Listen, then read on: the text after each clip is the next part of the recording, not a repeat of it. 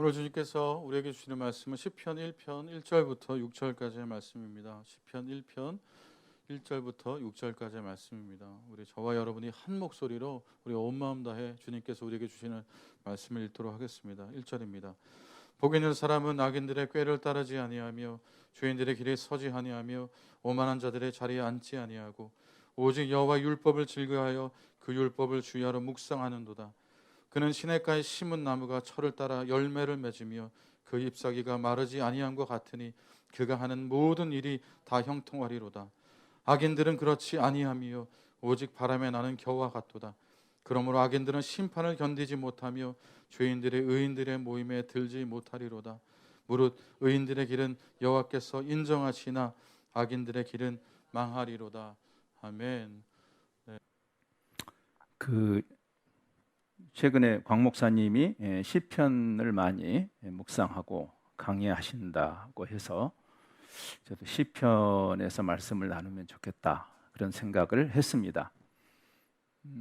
너무나 여러 저자들이 오랜 세월 동안 쓴 시들의 시집이기 때문에 시편은 어떤 특정 주제를 가지고 일관되게 해석하기는 쉽지 않습니다. 잠언처럼. 그렇지만 시편의 가장 빼어난 주제는 하나님의 말씀의 중심성이죠. 1편부터 여지없이 그 말씀의 중요성을 우리에게 가르칩니다. 복 있는 사람이라고 시작하면서 우리에게 떠올리는 그런 복음이라는 개념을 생각하게 되죠. 성경이 말하는 복은 뭘까? 여기 형통이란 말도 있는데 복, 형통, 우리 종교를 떠나서도 많이 거론되는 개념이고 우리 다 좋아하는 개념입니다. 만사형통 좋아하잖아요. 그렇죠? 복 참 좋아합니다.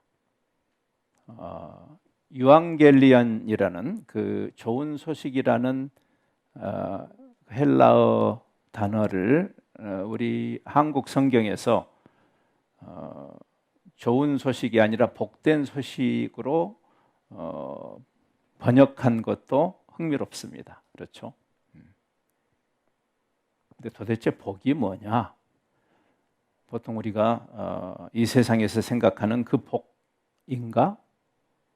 형통이 뭔가? 좀 성경이 정의하는 복, 성경이 정의하는 형통에 대해서 배울 필요가 있겠습니다. 예를 들어서 창세기에 요셉이 가는 곳마다 형통했다라고 하는 그런 표현들이 몇 번 나오는데 아니 감옥에 억울하게 옥살이 할 때 형통한다는 게 무슨 의미죠? 그 누명을 벗고 석방돼야 형통한 거 아닌가요? 그래서 좀 성경이 정의하는 복과 형통에 대한 배움이 좀 필요한 이유입니다. 그래서 우리는 스스로에게 질문해야 되죠. 복은 맞는데 어떤 의미에서 좋은 소식인가?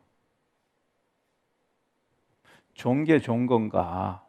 그렇게 말하면 안 되겠죠. 좋다라고 하는 것을 누가 정의하는가? 예를 들어서 여기 어린 아이를 아직 키우시는 젊은 부모님들이 계시죠? 어린 아이의 입장에서 좋은 것과 부모의 입장에서 그 아이에게 좋은 것은 많이 다르죠. 그러면 좋은 게 좋은 거다. 예수 믿어서 만사형통한다라는 우리가 생각하는 그 좋은 것이 좋은 것인가? 우리가 인간 사회에서도 어린아이가 생각하는 좋은 것과 성인이 생각하는 좋은 것은 많이 다르죠. 하물며 복됨을 하나님은 어떻게 정의하는가?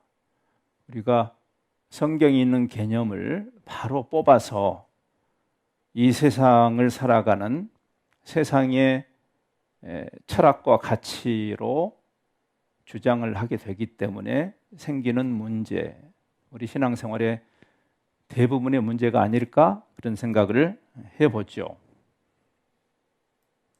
복음서에서는 하나님 나라 복음이라고 복음을 수식하죠. 마태복음에서는 천국 복음, 사실 천국 복음, 천국이라고 쓰고 신국이라고 읽는 거죠.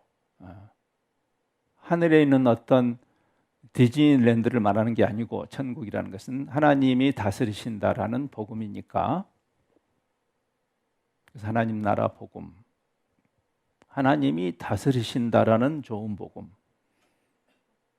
생각을 좀 필요로 하죠. 내가 하나님의 다스리심을 받는 사람인가라는 질문 앞에 서지 않으면 성경이 정의하는 복음을 이해하는 것은 아니겠죠. 많은 생각을 하게 하는, 하나님이 이렇게 두꺼운 계시를 주신 이유일 것입니다. 시편은 시편 1편은 짧은 시이지만 그런 관점에서 도대체 복, 형통이 뭔가를 우리에게 가르쳐 줍니다.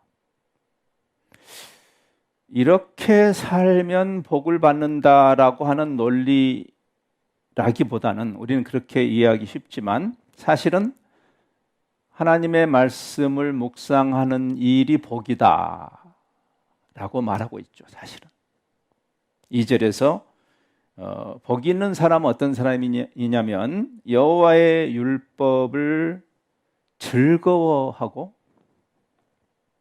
그 율법을 주야로 묵상하는, 그러니까 율법을 주야로 묵상하면 좋은 일이 생긴다라기보다는 그것을 누리는 자를 이야기하죠. 그렇죠? 그래서 우리가 일반적으로 생각하는 종교에 열심히 헌신해서 그 대가를 받는 개념하고는 굉장히 다른 개념이에요. 훨씬 더 관계적인 개념이죠. 사랑에 빠진 사람들이 서로를 즐기는 것과 같은 그런 개념인 거죠, 사실은.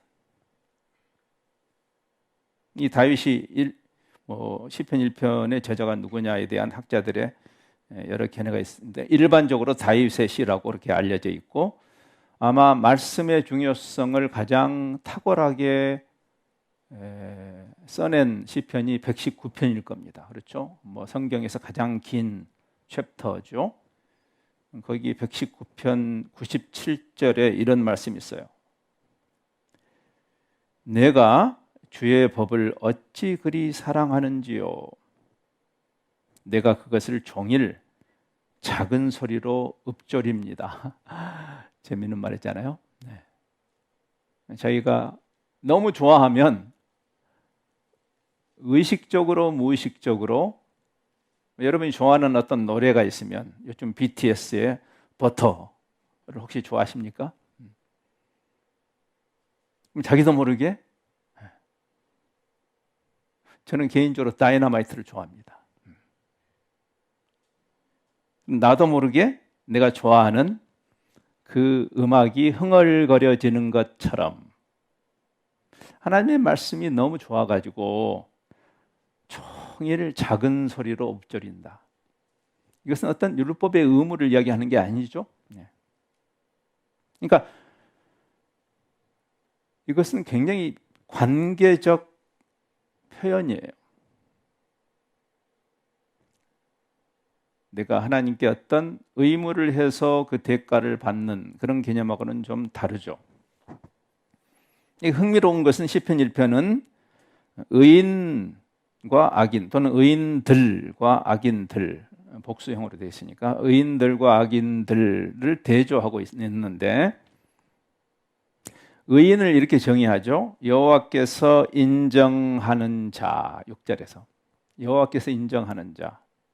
여호와께서 인정한다는 것은 또 여호와의 말씀이 인정하는 거겠죠. 지금 여기 말씀의 중요성을 강조하는 시편이니까 같은 개념이겠습니다. 그런데 악인의 개념은 악인도 형통하잖아요. 시편을 보면 그런 시가 많이 나와요. 그러니까 지금 여기 의인의 형통을 3절이 말하지만 이 푸른 나무 교회를 생각나게 하는 구절이죠. 그렇죠? 시냇가에 심은 나무가 시절을 쫓아서 과일을 맺고 그 잎사귀가 마르지 않는다. 푸른 나무인 거죠. 네.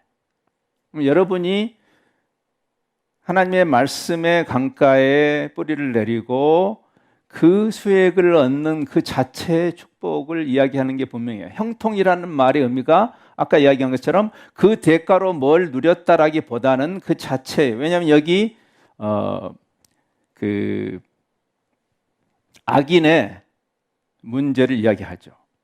악인은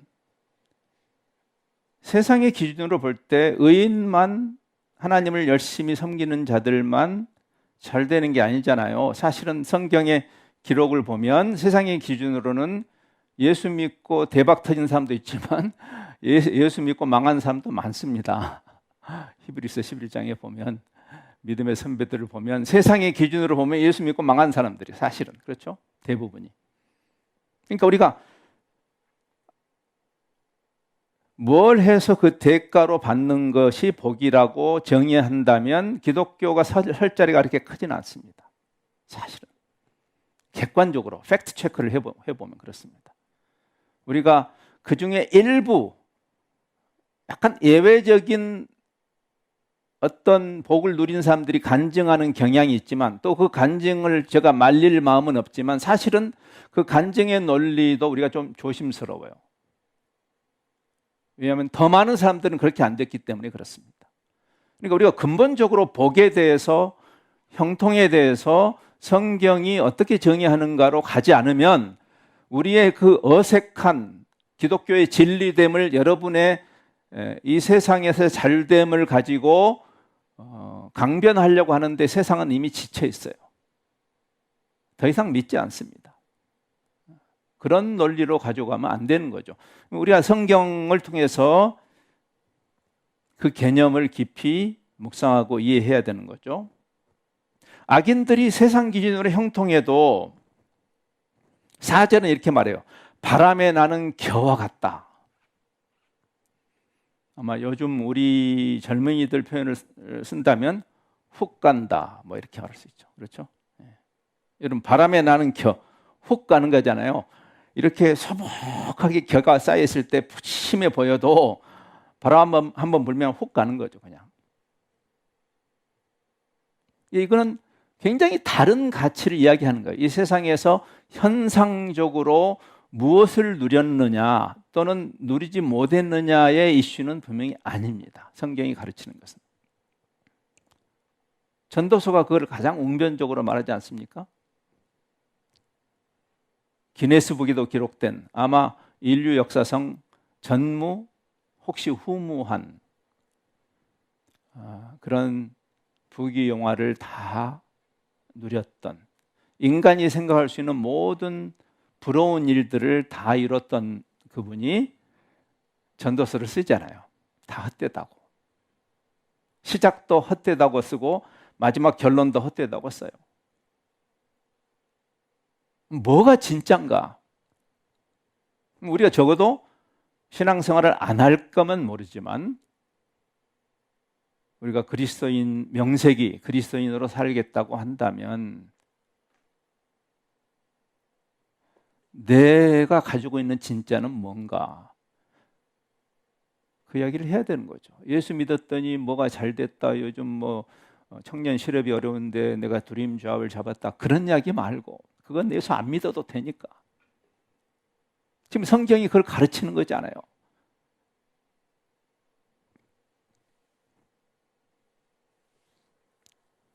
왜 악인의 형통이 헛되일까요?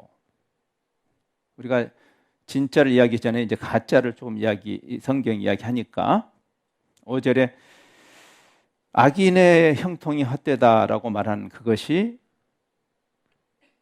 심판을 견딜 수 없기 때문이라고 말해요. 이게 의미심장한 이야기입니다. 성경 전체에 일관되게 흐르는 우리에게 잘 익숙한 히브리서 9장 27절 말씀.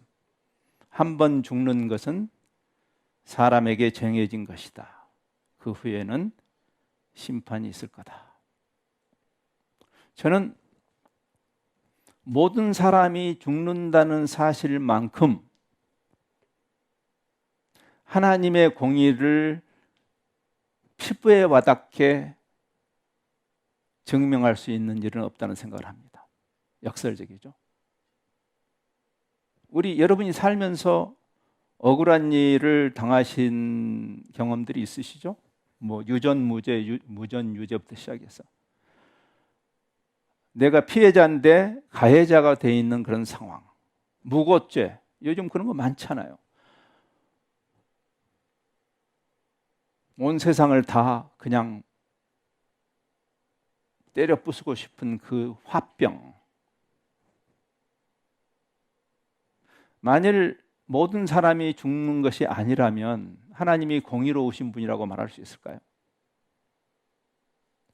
모든 사람이 죽는다는 것이 우리가 일반적으로는 대단히 비극적인 사실로 인식되지만 모든 사람들이 아무리 악인이 잘 돼도 저놈도 죽을 거라는 그 사실이 하나님의 공의를 역설적으로 드러내요. 하나님이 심판하실 것이니까. 그럼 뒤집어서 우리가 이 세상에서 주님이 나한테 이러시면 안 되죠? 욥의 케이스를 생각해 보세요. 너무 억울한 일이지 않아요? 이 세상에서 불행을 당하지 않아야 할 자격이 있는 사람이 있다면, 그런 사람은 없지만 우리가 성경을 배우면, 그러나 정말 자격이 있는 사람이 있다면 욥 아닌가요? 근데 어떻게 욥이 하나님의 사랑과 공의를 찬양할 수 있나요? 여러분은 어떤가요? 우리는 어떤가요? 우리의 삶은 무엇인가요? 코로나 때문에 힘드시죠? 아니, 사랑의 하나님이 살아계시다면, 또는 억울한 일이 당했을 때 공의의 하나님이 계시다면 어떻게 이런 일이 나에게, 우리에게 일어날 수 있는가라는 그런 탄식을 우리가 많이 하게 되는 상황이 계속해서 반복적으로 일어나죠. 그래서 어떤 사람들은 낙심해서 믿음을 떠나는 것이에요. 아직 그 진리 속에 깊이 들어가기 전에는 다 위험해요. 우리의 신앙이. 하나님께서 갚으실 것이에요. 아까 그 히브리서 9장 계속 읽어보면 10장에 원수 갚는 게 내게 있다. 반드시 갚겠다. 미로슬라브 볼프라는 그 크로에시아의 출신의 신학자, 여러분이 잘 아시는 그 구유고슬라비아의 그 냉전이 끝난 다음에 역설적으로 피비린내 나는 인종 청소가 있었죠. 세르비아, 보스니아, 크로에시아, 슬로베니아. 갈라질 때 너무 억울한 일들을 당했던 한 그리스도인이 그 기가 막힌 실존 속에서 믿음은 뭔가, 기독교는 뭔가, 도대체 하나님이 살아계시다면 이런 일을, 하나님을 잘 따르는 자들에게 어떻게 이런 일이 일어날 수 있는가? 그런 몇 개의 책을 쓰죠. 거기에 관한 신앙적인 그 극한 상황을 통과하면서, 대표적인 책이 배제와 포용이라는 책입니다. 거기서 그는 이렇게 써요. 만일 하나님이 공의의 하나님이 아니시라면 그분은 사랑의 하나님도 아니다. 이렇게 말해요. 하나님의 사랑과 공의는 두 개의 성품이 아니에요. 사실은 하나입니다. 그래서 하나님의 사랑도 있고 하나님의 공의도 있는 것이 아니고, 공의가 없는 사랑은, 그래서 사랑이 아니, 우리가 사랑의 이름으로 악한 일을 덮는 것은 사랑이 아닙니다, 여러분. 그래서 교회가 자정 능력을 잃었다는 것은 성경이 정의하는 사랑을 오해했기 때문이에요. 공의도 마찬가지죠. 사랑에 기반하지 않은 공의를 공의라고 말해서는 안 돼요. 그건 율법주의죠.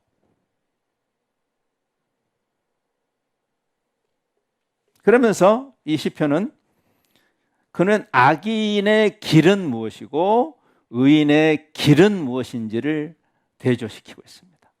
흥미롭잖아요. 1절에서 이렇게 말합니다. 악인들의 꾀. 같은 개념을 문학적으로 시니까 이렇게 조금 다른 표현으로 반복한 거죠. 악인들의 꾀, 죄인들의 길, 오만한 자들의 자리, 이런 표현을 썼어요. 그럼 우리가 논리적으로 자, 악인의 길이 저거라면 의인의 길은 뭘까? 할 때 그걸 뒤집으면 되잖아요. 선인들의 꾀를 쫓고 의인들의 길에 서며 겸허한 자들의 자리에 앉는, 그렇게 말해야 할 자리를 이 시인은 이렇게 씁니다. 여호와의 말씀을 즐거워하며 그 말씀을 너무 좋으니까 주야로 묵상한다. 사실 이것은 진리와 비진리의 대조예요. 여러분 재밌잖아요. 그 악에 대한 반대말이 말씀이라는 것.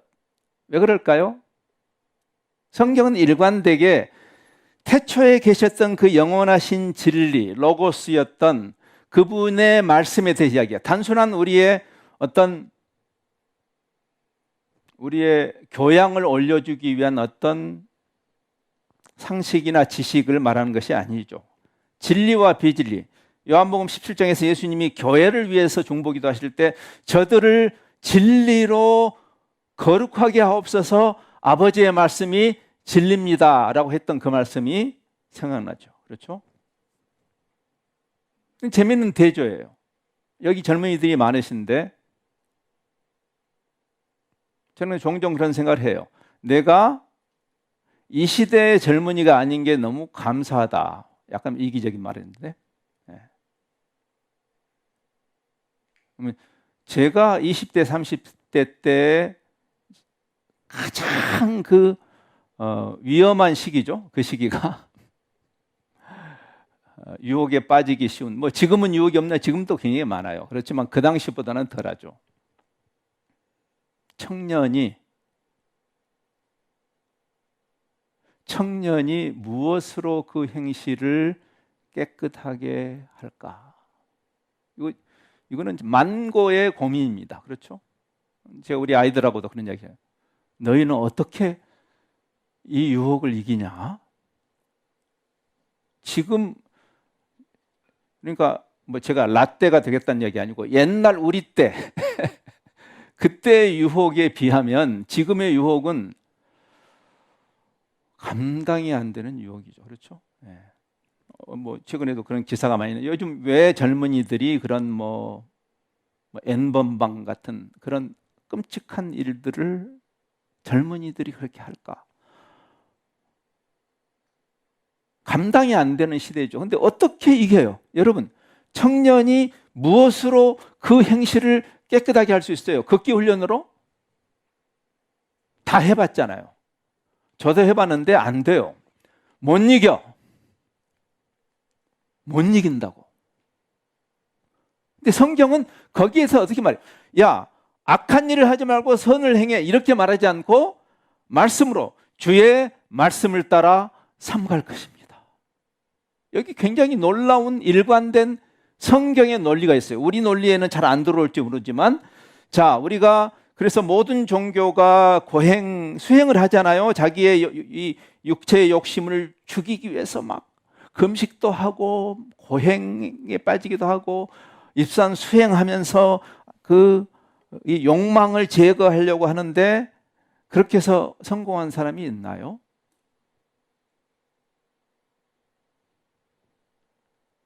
근데 성경은 이렇게 말해요. 주의 말씀을 따라 삼갈 것이다. 그 시편 119편은 이어서 11절 이렇게 말해요. 내가 주께 범죄하지 아니하려 하여 주의 말씀을 내 마음에 두었습니다. 좀 생각해 봐야 돼. 내가 주께 범죄하지 않으려고 극기 훈련을 한 게 아니고 말씀을 내 마음에 두었다. 조금 한번 생각해 보세요. 여러분이 이 논리를 이해하셨나요? 일관되게 성경은 말해요. 말씀이 우리 신앙의 근원이고, 그렇죠? 로마서 10장의 유명한 말씀이죠. 믿음이 어떻게 생기는가? 믿습니다, 믿습니다. 이렇게 하지 믿음 안 생깁니다. 밤새도록 주야 믿습니다. 이렇게 하지 마세요. 그 시간 낭비예요. 그렇게 하지 말고 말씀 속으로 들어가라고. 믿음은 하나님과의 관계니까 그분의 그 사랑에, 여러분이 남녀가 사랑에 빠졌을 때 어떻게 해요? 서로에게 시간을 주잖아요. 그 형제를, 그 자매를 안 만나고 골방에서 형제를 믿습니다. 그러면 믿어지나요? 오빠 못 믿어? 그러지 말고 시간을 보내야죠. 그렇죠? 근데 그 믿음의 근원이기도 하지만 또 성화의 도구라고 그 젊은 사역자에게, 디모데에게, 그 디모데에는 유혹이 없었을까요? 있었겠죠. 당연하게 있었습니다. 그 젊은 디모데에게 디모데 후서 3장, 우리에게 유명한 말씀이죠. 성경이다, 말씀이다. 모든 성경은 하나님의 감동으로 된 것이다. 교훈과 책망과 바르게 함과 의로 교육하기에 유익하니 이는 하나님의 사람으로 온전하게 하며 모든 선한 일을 행할 능력을 극기 훈련으로 받는 거 아니에요. 말씀을 통해서 그 능력이 생긴다. 자, 그러면 이제 이게 구체적으로 어떤 의미일까를 오늘 그 시편 1편은, 시편 2절은 1편 2절은 말합니다. 주야로 묵상한다라고 말해요. 단순히 성경 공부하는 것을 뛰어넘는 것입니다. 성경 공부 열심히 하세요. 근데 성경 공부에서 뭐 성경이 66권이고 뭐 외우고 무슨 뭐 삭개오고 올라간 나무 이름 뽕 뭐 이거 맞추는 그 이야기가 아니고, 하나님의 말씀이 나를 규정하는 데까지 가야 돼요. 우리가 환경의 산물이잖아요. 그렇죠? 우리는 어떤, 여러분의 가정의 배경, 그 다음에 우리가 한민족이니까 한반도의 이 문화, 역사, 지금까지 걸어온 그런 그 환경에 의해서 우리가 만들어지잖아요. 그렇죠? 근데 지금 성경은 어떤 얘기를 하냐면 하나님의 말씀이 나의 환경이 되고 하나님의 말씀이 나를 규정하는 데까지 가는. 여러분, 주야로 묵상한다는 말이 24시간 성경 공부란 말이 아니잖아요. 그럼 불가능하잖아요. 그럼 무슨 말일까요? 말씀이 늘 나의 생각을, 우리가 수많은 크고 작은 결정들을 하면서 살잖아요. 그렇죠? 여러분의, 오늘도 제가 어떻게 올까? 차를 운전해서 올까? 근데 이 동네가 차 세우기가 쉽지 않은 거 알아요. 나까지 와서 민폐를 끼치고 싶지 않더라고요. 뭐 강사라고 하나를 만들어준다고 하긴 하는데, 오케이, 그러면 내가 대중교통으로 가야지. 지하철로 올까 버스로 올까? 지하철은 좀 멀더라고요. 제가 3호선 그 압구정역에서 그냥 걸어왔습니다. 예, 이게 조금 땀이 나더라고요. 그래서 좋아요. 걷는 거 좋아하니까. 크고 작은 결정들을 하는데 우리가 그 결정을 할 때 하나님의 말씀의 원리가 내 결정에 영향을 미치는 데까지 가는 거죠. 그러니까 우리가 단순히 주일 예배 한번 와서 주님 보셨죠? 자, 끝. 잘 계세요. 다음 주에 봬요. 그렇게 살지 말라는 거죠. 심지어는 성경 공부, 그룹 바이블 스터디 하고 덮고 끝. 주님 이제 어디 가 계세요. 내가 다시 차릴 때까지. 내가 말씀 드릴 때니까 그냥 어디 들어가 계시라고. 나도 내 삶이 있고 내 일이 있는데 지금 그런 이야기를 하는 거 아니잖아요? 주야로 묵상한다는 말의 의미가 뭘까요?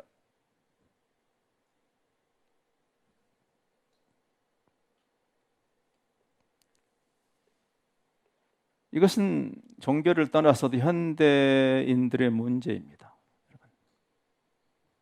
생각을 깊이 하지 않는 것. 여러분, 검색이 우리를 지혜롭게 하지 않습니다. 지금 우리가 검색에 속고 있는 시대예요. 사색이 우리를, 근데 사색은 깊은 생각을 해야 돼요. 아카데미상을 받은 영화가 흥행이 안 되는 시대에 우리가 살고 있잖아요. 그렇죠? 왜? 다 말초적이야. 그것을 일반 사회학이나 심리학에서도 현대인의 문제라고 요즘 우리가 왜 이렇게 가짜 뉴스가 많고 왜 이렇게 이 확증 편향적인 이상한 세상이 되는가요? 생각하지 않으니까.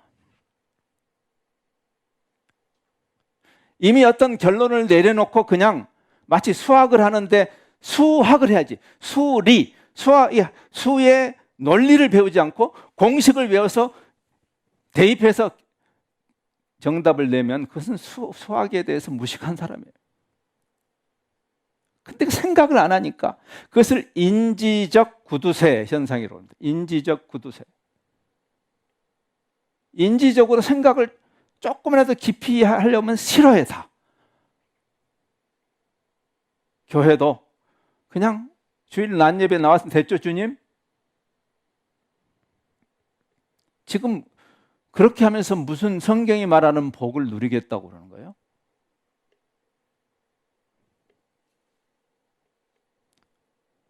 묵상하고 왜 이렇게 두꺼운 책을 주셨을까? 여러분 가끔 짜증나죠? 주님 영권만 간단히 말씀하시지 왜 이렇게 두꺼운 책을 주셔가지고. 예? 깊은 것은 깊이 이해해야 돼요, 여러분. 깊은 것은 깊이, 단순 무식한 공식으로 만들려고 하고 현대교회가 가장 잘못한 일입니다. 이것이 예수 천당 불신 지옥이요? 그거 복음 아닙니다, 여러분. 하나님께서 그냥 사형리 하나, 전도지 하나 주시면 될 걸 왜 이렇게 두껍게, 하나님이 머리가 안 좋아서 그런 거예요? 인지적 구두쇠 현상. 제가 웹에서 찾은 그림 하나를 여러분과 보면 좋을 것 같아요. 그 그림이 올라와 있나요? 안 올라온 것 같은데. 네. 현대인을 보여준 것이에요. 왼쪽으로 가는 것은 단순하지만 잘못된 대답이죠. 벼랑 끝으로 다 떨어지잖아요. 대부분 그리 가죠. 그렇죠? 좁은 문이 생각납니다. 좁은 문. 좁은 문으로 들어가는. 근데 정답이 있는 쪽은 컴플렉스.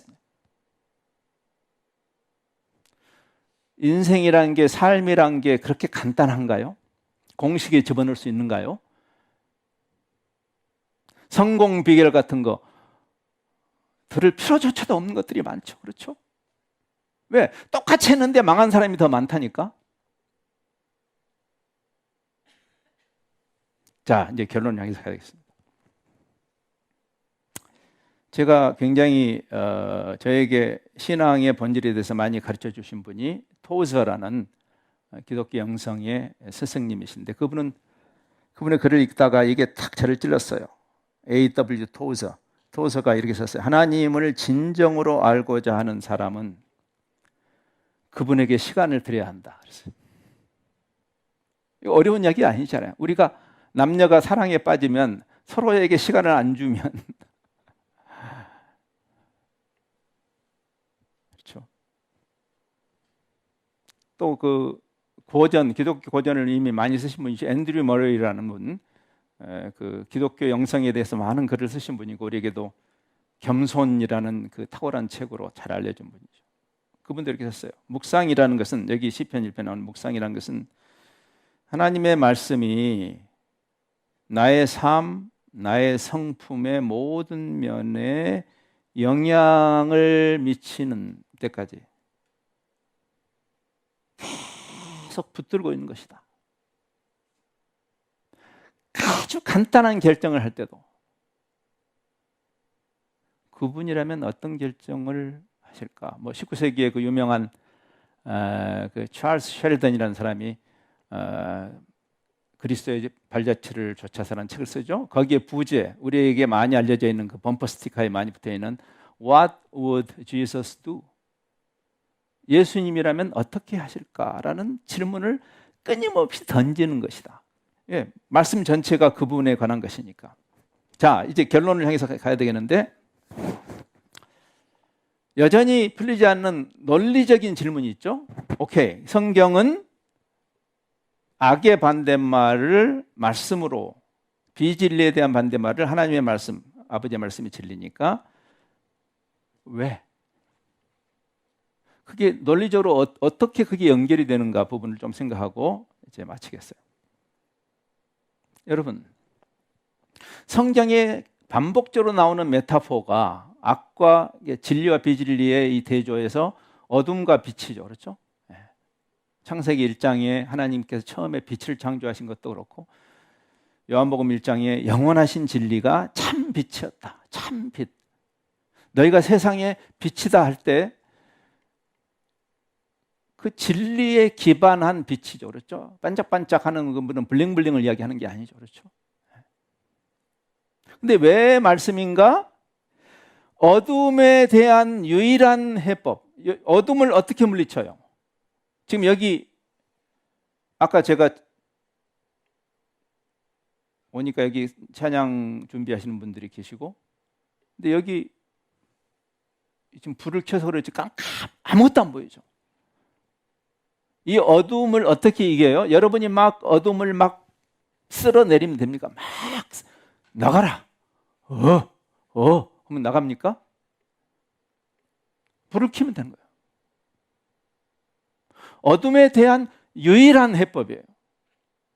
왜 말씀일까요? 왜 극기 훈련이 아닐까요? 왜 종교적 열심이 아닐까요?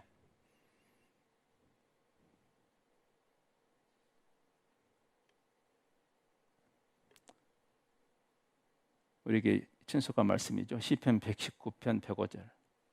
주의 말씀은 내 발의 등이요 내 길의 빛입니다.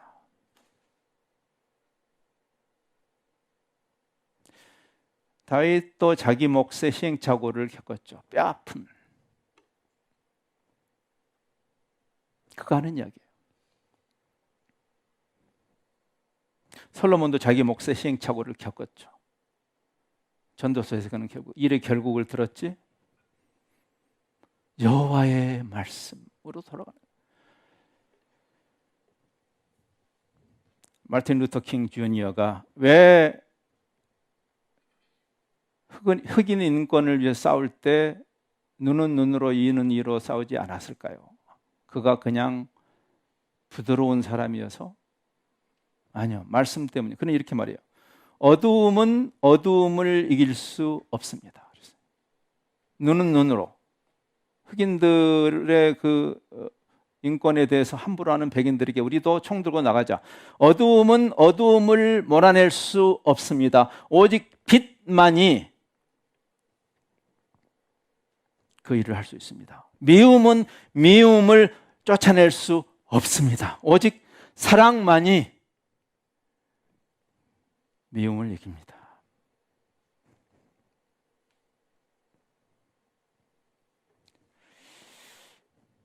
처음에 제가 이 말씀을 시작할 때 시편 1편의 흐름은 그래서 이제 성경이 기표를 만들어 놓고 금년에 명색이 내가 푸른나무 교회 교인이면 한 번쯤은 읽어야지 하고 율법적으로 읽으라는 그런 말조차도 사실은 아니에요. 그런 훈련은 중요하지만 사랑의 교감이죠. 사랑의 교감. 우리가 사랑에 빠지면 요즘은 글쎄 내가 요즘은 이런 말을 하면서 제가 스스로 라떼가 되고 말았지만 손편지 예를 들어서 사랑하는 사람이 보낸 손편지를 이렇게 두꺼운 손편지를 보고 짜증내는 사람 있어요? 용건만 간단히 쓰지 그렇게. 하나님이 너무 짜증나게 긴 편지를 우리에게 보내셨죠? 짜증나시죠? 사랑의 초청이죠. 하나님이 그리스도를 보내신 것도 하나님의 사랑의 동인이었고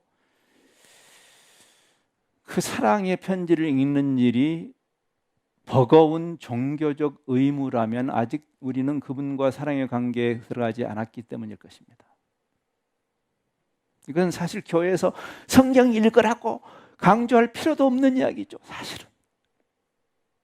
왜? 그렇게 강조함으로 오히려 이걸 율법을 또 만드는 것이 되니까. 율법사들이 구약 성경을 다 외웠지 않아요. 그게 무슨 의미가 있어요? 사랑의 교감이 없는데, 그렇죠? 오늘 집에 가셔서 시편 119편을 한번 읽어보세요.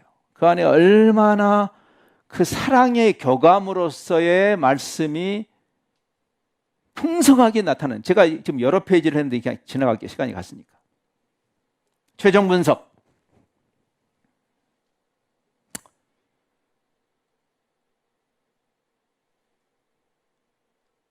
진리와 비진리의 대조죠. 그렇죠? 뭐 능력 대결, 사실 능력 대결도 아니에요. 뭐 하나님이 무슨 사탄하고 지금 막 겨루시는데 힘이 딸리십니까? 뭐 옛날에는 그래서 우리한테 도와달라고, 가는 세월을 누가 맡겠냐, 나도 요즘 힘들다 그러십니까? 능력 대결이 사실 아니죠. 뭐 엘리야 사건이 뭐 하나님과 뭐 그 이 바알 아세라 그 잡신하고 뭐 삿바 싸움 하신 것이라고 생각하십니까? 사실은 능력 대결이 아니고 진리 대결이죠. 진리와 비진리의 이슈예요. 그렇죠? 진리 앞에서 비진리가 드러나요. 만물이 벌거벗은 것처럼 끊임없이 진리 속으로 들어가야 할 이유예요. 우리가 빛의 역할을 감당한다는 의미죠. 그렇죠? 또 우리 입장에서는 진품을 가진 자가 짝퉁에 연연하겠어요?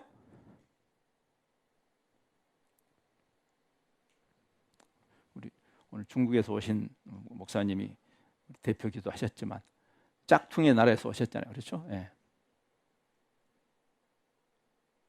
진짜 명품을 가진 사람이 짝퉁을 원하겠냐고요. 진짜를 가져야 우리가 어떻게 세상의 유혹을 이길 수 있을까요? 어떻게? 진짜를 가지면 되는 거예요. 진짜를. 그래서 말씀인 거죠. 그렇죠? 제가 말씀의 맛, 여기 지금 맛의 개념이에요. 깊은 맛은 말초적이지 않죠. 그렇죠? 깊은 맛은 그 맛을 배우는 과정이 있어요. 쉽게 그 맛이 맛 좋다. 제가 원두 커피 맛을 방금도 제가 원두 커피를 하나 마시고 왔습니다. 네. 근데 원두 커피 맛을 알기 전에는 원두 커피 마시는 사람들을 전부 위선자라고 제가 그랬어요. 실제로 그랬어요. 그 원두 커피 좋아한다는 친구를 앉혀놓고, 야, 너 지금 이 쓴 커피가 맛있다고 하면 네 교양이 올라가냐? 이실을 짓고 해. 야, 쓴데 왜 맛있다고 그래? 커피는 크림과 설탕 맛이지. 아니, 지금 제가 비유하는 거니까 실제로 믹스커피 드시는 분들이 너무 또 자격지심에 빠지지 마시고 예를 드는 거예요. 여러분, 믹스커피가 입에 달잖아요. 그렇죠? 여러분, 이 불량식품이 많은 사회에서는요, 진짜 맛을 개발하기 어렵습니다. 그래서.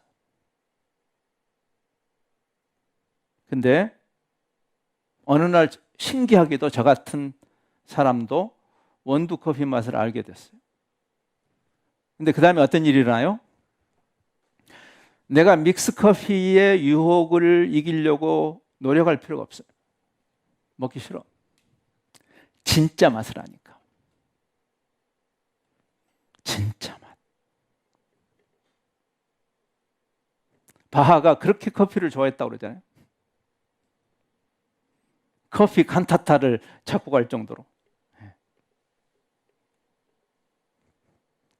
죄는 근본적으로 자기 부정의 힘이 아니라 더 위대한 갈망의 힘으로, 죄가 주는 그 달콤함보다 훨씬 더, 제가 이제 비유라고 말씀드렸어요. 믹스커피 잡시는 분들을 제가 비하하기 위해서 말하는 거 아니에요. 그러나 이제 예를 든다면, 믹스커피가 몸에 안 좋은 거 알면서도 막상 커피 타임이 되면 어떻게 돼요? 그 유혹을 못 이겨요. 그래서 항상 다이어트는 내일부터죠. 그렇죠? 예. 근데 원두 커피가 몸에 훨씬 좋은 거 알잖아요. 그 맛을 알기까지는 선택하기 어렵습니다. 그 맛은 개발되어야 돼요. 하나님의 말씀에 어찌 그리 달고 송이 꿀보다 단가라는 그런 고백을 하는 단계까지 가야 하는 거죠. 그래서 죄야로 묵상하는 것입니다. 기도하십시다.